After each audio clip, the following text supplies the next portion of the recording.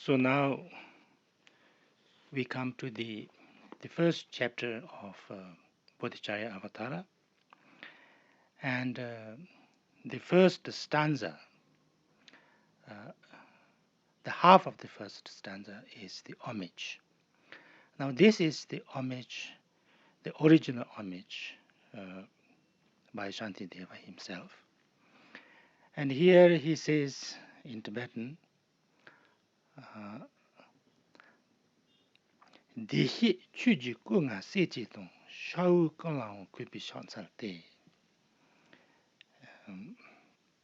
In English, to those who go in bliss, the Dharma they've mastered, and to all their heirs, to all who merit veneration, I bow down. So here, the first is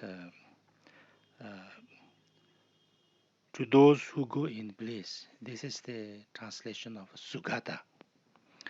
The Sanskrit word Sugata. Su is well, beautiful, beautifully, completely, nicely, wonderfully. Su is a kind of a well, good, completely. Gata is the gone, one who has gone in a very good way. Now this Sugata is one of the names or one of the words referring to the Buddha. There are many words to refer to the Buddha. The Buddha, Tathagata, Sugata, and many others. But here Shantideva has chosen the word Sugata.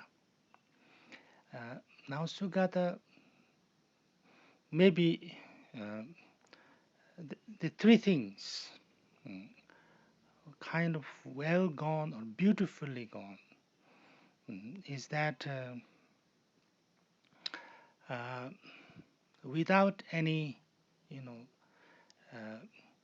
without carrying any negativity or negative things with him, he's gone, he's kind of, he's gone over or gone beyond all the negative things that we have with us. It's kind of not with him. It's not with any kind of the faults, and therefore Sugata, well gone. Another is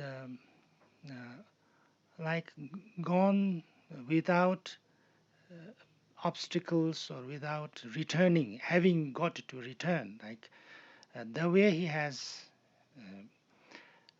experienced and understood and practiced, and he's developed that all these negative things doesn't need to come back again. So therefore, it's also well gone.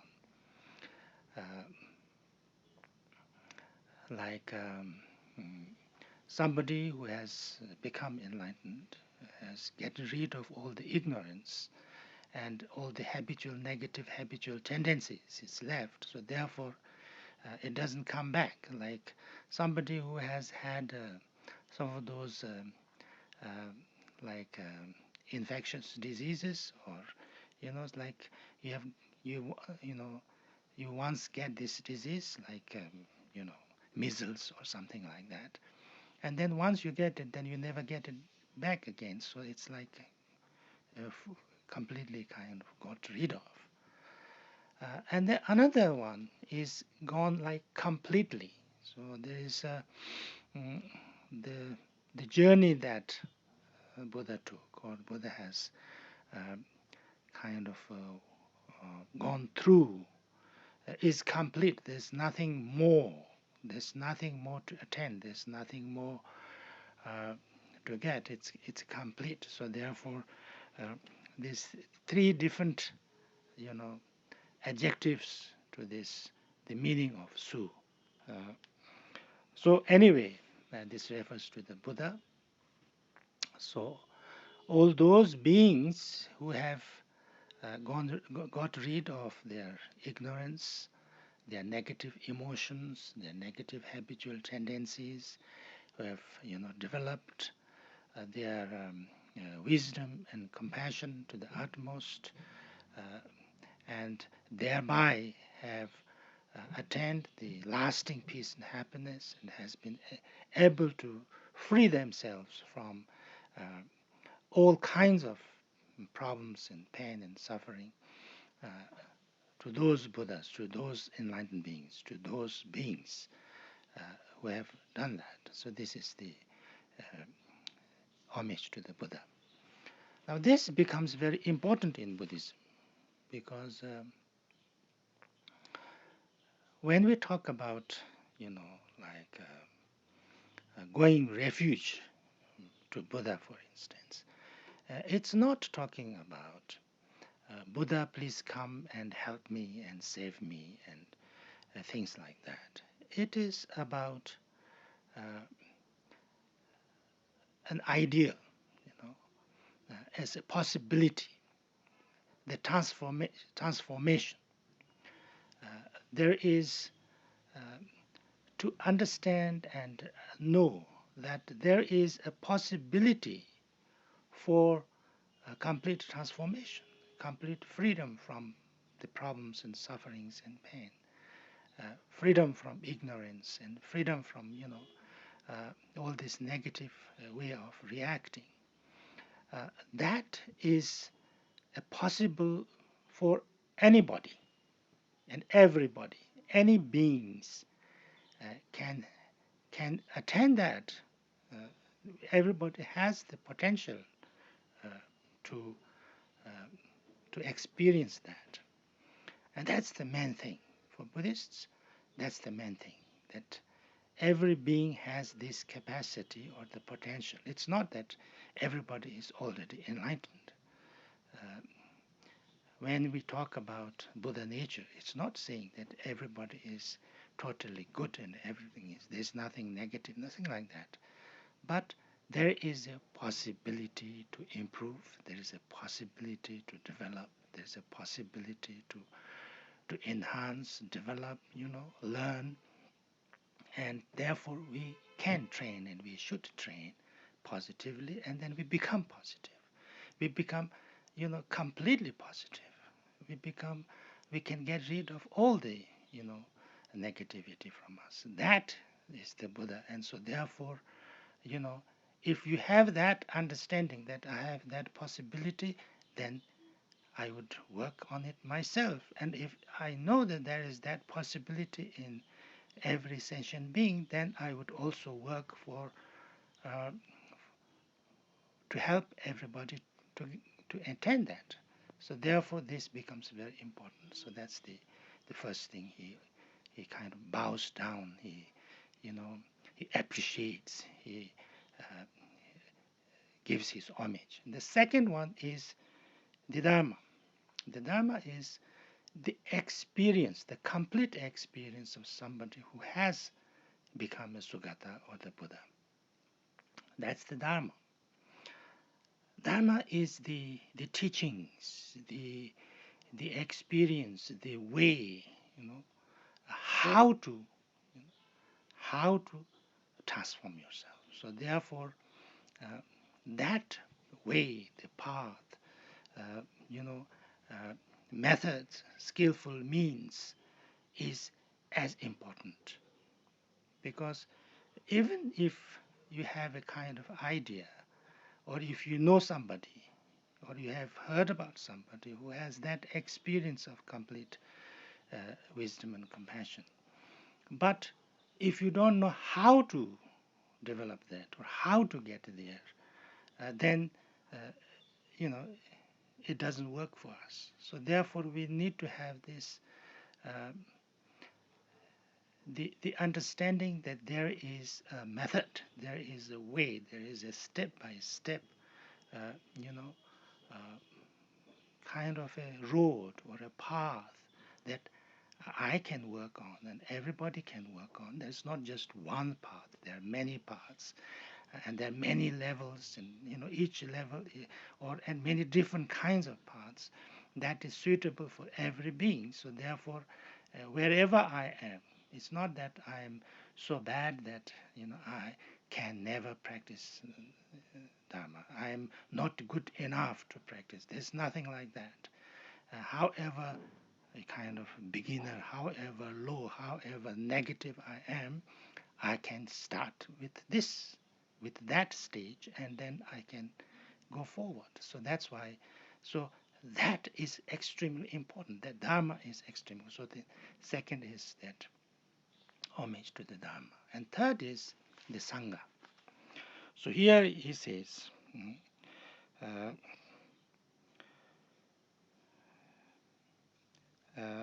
and to all their heirs, or in the Tibetan it says Jalse. Uh,